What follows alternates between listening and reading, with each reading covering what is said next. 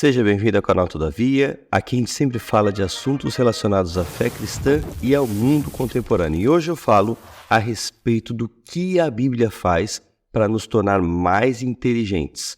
Antes da gente começar esse assunto, eu peço a você, como sempre, que você curta esse vídeo, que você também espalhe esse conteúdo pelos seus grupos de WhatsApp para que mais pessoas tenham acesso ao material que nós produzimos por aqui. Falando em material, eu tenho alguns livros publicados, sou autor de alguns livros e muitos deles pela Casa Publicadora Brasileira. Na verdade, eu tenho 3 livros pela nossa editora. E aqui embaixo, na descrição, você tem o link dos meus livros, não só os da casa, mas também os que foram publicados por outras editoras. Eu estou destacando aqui os livros da casa e peço que você dê uma entrada lá para conhecer esses materiais. E adquirindo um desses livros, você também ajuda demais o nosso canal. Dito tudo isso, agora é muito importante que você acompanhe esse conteúdo. O que eu vou dizer aqui está nos capítulos 15 e 16 do livro Fundamentos para a Educação Cristã. O material foi retirado de lá, eu apenas organizei para uma palestra maior. Destaquei 4 aspectos daquilo que a Bíblia transmite para nós nesses 2 capítulos. Mas aqui, nesse vídeo, eu vou apenas focar em um desses aspectos. Justamente, eu vou enfatizar que a palavra vive para nos dar sabedoria. E se você quer se aprofundar mais nesse tipo de conteúdo, leia os capítulos. O que eu vou fazer aqui é apenas uma apresentação com alguns aspectos, mas se você quer receber a bênção de forma integral, você pode ler esses livros. Eles estão disponíveis no site da CPB ou também em sites oficiais da Igreja Adventista, como o site do Centro White, onde você tem ali também a opção de audiobook, e também você pode encontrar em Ellen White Writings. Ali você tem vários escritos da autora em diversos idiomas e você também vai poder ter acesso a esses 2 capítulos 15 e 16 do livro Fundamentos da Educação Cristã.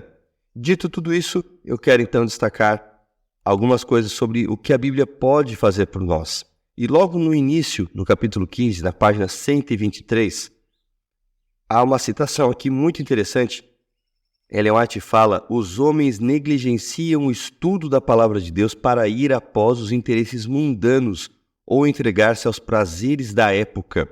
Algum assunto insignificante torna-se uma excusa para a ignorância acerca das Escrituras dadas por inspiração divina. Seria melhor rejeitar, porém, qualquer coisa de caráter terreal em vez desse importantíssimo estudo que nos tornará sábios para a vida eterna. Então, a trivialidade das coisas terrenas, os assuntos mundanos, não têm o mesmo poder, a mesma eficácia do que a Bíblia, que é poderosa para nos tornar sábios para a vida eterna. Fazendo um eco aqui, aquilo que Paulo disse a Timóteo, em 2 Timóteo 3,15, que desde a infância Timóteo conhecia as sagradas letras que podem tornar sábios para a salvação. Bom, além dessa citação, existe outra na página 126, em que é dito que a Bíblia é nossa única regra de fé e doutrina. E aqui note o que ela vai dizer: e não há nada mais apropriado para vigorizar a mente e fortalecer o intelecto do que o estudo da palavra de Deus. Entenda, a Bíblia foi dada como revelação de Deus e ela tem um poder muito grande. Ela exerce uma influência sobre o nosso intelecto a ponto de fortalecê-lo e vigorizar, dar vigor, robustez a ele. E no finalzinho dela tem uma parte dessa citação que sempre me acompanha já há muitos anos, quando eu estudei sobre mídias e fazendo esse contraste entre aquilo que a mídia proporciona, entre os conteúdos mundanos e aquilo que a Bíblia pode fazer por nós. Eu já tinha encontrado essa citação e ela é muito interessante. Diz assim: se a palavra de Deus fosse estudada como deveria ser, os homens teriam uma grandeza de entendimento, uma nobreza de caráter, uma firmeza de propósito que raramente se vêem nesses tempos. Entenda, quando você estuda a Bíblia, você adquire 3 coisas: entendimento, também nobreza de caráter e um propósito. Então é grandeza, grandeza, nobreza e firmeza. Os 3 esas, né? Grandeza, nobreza e firmeza. É isso que a Bíblia pode fazer por todos aqueles que a leem e a estudam. E existe também na página 126 e 127, um princípio que é demonstrado aqui, que é aquela velha máxima de que pela contemplação nós somos transformados. Paulo fala isso também em 2 Coríntios 3, 18, em que ele fala que nós somos transformados por contemplar a glória de Deus. E quando nós fazemos isso, nós nos assemelhamos a Ele. E também, Amós 5, se não me engano, verso 4, fala que o povo de Israel se tornava vazio como seus ídolos, porque os contemplava. E aqui é dito que os homens são transformados de acordo com aquilo que contemplam. Se pensamentos e assuntos triviais ocupam a atenção, o homem será trivial. Se é tão negligente que não obtenha mais que uma compreensão superficial da verdade de Deus, não receberá as ricas bênçãos que o Senhor deseja conceder-lhe. É uma lei da mente que esta se contrai ou se dilata em proporção àquilo com que se familiariza. A nossa mente pode se acostumar com coisa leve, com coisa superficial e se tornar rasa, mas ela pode também se aprofundar. E aí nada melhor para se aprofundar do que o estudo da palavra. Por isso que ela diz na página 127 que a mente se expandirá se for usada para descobrir a relação entre os assuntos da Bíblia, comparando passagem com passagem e o espiritual com o espiritual. Deus não revelou na sua palavra assuntos numa ordem já sistematizada. Você não vai ter na Bíblia um livro que fale só sobre o amor de Deus, outro só sobre a santidade, outro só sobre o estilo de vida. Esses assuntos estão esparsos, estão espalhados e você precisa reuni-los, sistematizá-los. É esse exercício que a Bíblia exige do seu leitor que torna a nossa mente ainda mais fortalecida, revigorada. É plano de Deus que fosse assim. E aí vem, então, uma advertência muito forte nesse capítulo, nas páginas 127 e 128. Permitiremos, então, que alguma consideração terrena nos desvie da senda da verdade? Não desafiaremos toda a doutrina e teoria submetendo-a à prova da palavra de Deus? Aqui está a questão do discernimento. A Bíblia nos dá discernimento para entender aquilo que é correto e é errado. Mas apenas se eu estudar a Bíblia é que eu vou adquirir essa habilidade de pesar as coisas, de fazer diferenciação, de discriminar o que de fato não está correto. Preciso de padrões mais elevados. E é justamente isso que a Bíblia concede.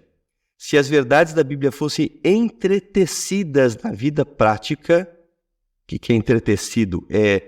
Se fossem juntadas, se fossem cerzidas, amarradas, costuradas, se realmente a Bíblia fizesse parte da nossa experiência, o que aconteceria? Essas verdades, elas elevariam, né? A Bíblia elevaria a nossa mente. O texto continua dizendo, elevarão, se as verdades da Bíblia forem entretecidas na vida prática, elevarão a mente acima de sua terrenalidade e degradação. Os que são versados nas Escrituras distinguir-se-ão como homens e mulheres que exercem uma influência enobrecedora. Pessoas diferenciadas, pessoas mais espirituais, porque têm um contato diário com a palavra de Deus. A compreensão da revelada vontade de Deus desenvolve, expande e eleva a mente. 3 coisas, né? Ela desenvolve, expande e eleva a mente, concedendo-lhe novo vigor pelo fato de colocar suas faculdades em contato com estupendas verdades. Não apenas a forma como a Bíblia foi revelada, temas esparsos que precisam ser agrupados, que precisam ser relacionados, mas também a própria natureza desse livro acaba desafiando o seu leitor a ponto de fazer com que as suas faculdades mentais se fortaleçam, se robusteçam, se tornem mais vigorosas. Na página 130, ela diz: a compreensão equipara-se ao nível das coisas com que se familiariza. Se todos fizessem da Bíblia o seu estudo, veríamos um povo mais desenvolvido, capaz de pensar de maneira mais profunda e revelando mais elevado grau de inteligência do que poderiam proporcionar-lhes os mais intensos esforços ao estudar meramente as ciências e as histórias do mundo. Perceba que o estudo por si não é uma coisa ruim e não dá para a gente reclamar daqueles que querem e se sentem vocacionados a estudar mais. Eu mesmo tive a oportunidade de fazer uma graduação, depois um mestrado e estou bem encaminhado no meu doutorado. Mas essas coisas, elas per si não têm o poder de desenvolver a mente mais do que o estudo da palavra de Deus. A maior matéria para alimento do nosso cérebro é a Bíblia. Mais um pouquinho para frente, isso aqui nós vemos na página 130, e na mesma página, a Bíblia confere ao sincero pesquisador a avançada disciplina mental. E ele emerge da contemplação das coisas divinas com as faculdades enriquecidas. O próprio eu é humilhado ao passo que Deus e sua verdade revelada são exaltados. À frente, na continuação desse mesmo texto, é dito que muitas vezes se dá ênfase às coisas mundanas porque se perde de vista aquilo que Deus revelou. Portanto, é mais seguro e produtivo ficar com aquilo que a Bíblia nos diz. A maior ignorância que agora aflige a raça humana é a respeito da obrigatoriedade da lei de Deus. E essa ignorância é o resultado da negligência de estudar a palavra do Senhor. De todas as coisas, quem sabe que a gente possa colocar aqui dos malefícios de não se estudar a palavra de Deus, a pior delas é a ignorância no que dista aquilo que Deus requer para esse tempo. E dentre as coisas que Deus requer, nós temos a lei de Deus, o desconhecimento da lei e da vontade que Deus tem por meio da sua lei revelada é realmente um grande mal. E isso poderia ser sanado de vez se as pessoas de fato estudassem a palavra de Deus. Há muitos cristãos que infelizmente são inimigos da lei de Deus, mas o fazem porque desconhecem o que realmente a palavra ensina. Acabam indo por sua tradição ou por aquilo que o líder religioso está ensinando, sem de fato conferir como os bereanos faziam o que diz a palavra de Deus. Na página seguinte, página 131, Deus cuida de nós como seres intelectuais e deu-nos sua palavra como lâmpada para os nossos pés e luz para os nossos caminhos. Perceba um detalhe muito importante: Deus não olha para a gente apenas como pessoas a serem salvas e terem uma relação espiritual com Ele no mau sentido. E quando eu digo mau sentido, é porque muitos cristãos restringem a compreensão daquilo que é espiritual a apenas o relacionamento com Deus, exilado, longe, distante das demais funções da vida. E Deus não vê assim. A santificação envolve corpo, mente e espírito. Deus nos olha como seres integrais. Isso significa que Deus também está preocupado com o nosso corpo, por isso que Deus revelou leis de saúde e é inteligente obedecer essas leis. Elas afetam também a nossa compreensão, porque o corpo e a mente estão relacionados. E aqui, em especial nesse texto, é dado ênfase à mente. Nós somos chamados de seres intelectuais. Deus se preocupa com o desenvolvimento das nossas faculdades cognitivas. Deus quer que o seu povo pense e pense corretamente, que use o seu raciocínio, que desenvolva suas habilidades mentais. E isso é possível usando os instrumentos que Deus deu para isso, a sua palavra. E é claro, quando a gente cresce, olha o que diz o texto seguinte aí na página 132, os que cresceram e se expandiram, cujas faculdades de raciocínio se têm desenvolvido mediante exame das Escrituras, a fim de saberem a vontade de Deus, hão de atingir posições de utilidade, pois a palavra de Deus lhes penetrou na vida e no caráter. Ela deve fazer sua própria obra ao ponto de dividir juntas e medula e discernir os pensamentos e propósitos do coração. Veja que a Bíblia é dada para o desenvolvimento da nossa mente. A mente, uma vez desenvolvida, nos habilita a uma vida de utilidade. Nós somos úteis para o serviço, para ajudar o semelhante, para operar na obra de Deus, para discernir aquilo que é certo e errado. Nós nos tornamos, de fato, luz para esse mundo. A Bíblia é um instrumento de Deus para o nosso aperfeiçoamento e para chegarmos a esse ponto de sermos úteis. A Bíblia também me ajuda a vencer coisas na minha vida. Os males condenados na palavra de Deus devem ser vencidos. Deveis batalhar individualmente contra o mundo, a carne e o diabo. Veja que é uma sabedoria prática. Sabedoria na Bíblia não é apenas teoria, não é apenas conhecer coisas, mas é conhecer para mudar a minha maneira de viver, para me levar a uma prática de vida que se harmonize com a vontade de Deus. A palavra de Deus é chamada a espada do Espírito e deveis tornar-vos hábeis em seu manejo, a fim de abrir caminho através das hostes da oposição e das trevas. Página 124. E aí, por último, nós temos aqui uma promessa muito bonita. Quando a palavra de Deus se torna o nosso conselheiro e investigamos as Escrituras em procura de luz, os anjos do céu aproximam-se para nos impressionar a mente e iluminar o entendimento, de modo que se possa, na verdade, dizer: a revelação das tuas palavras esclarece e dá entendimento aos simples.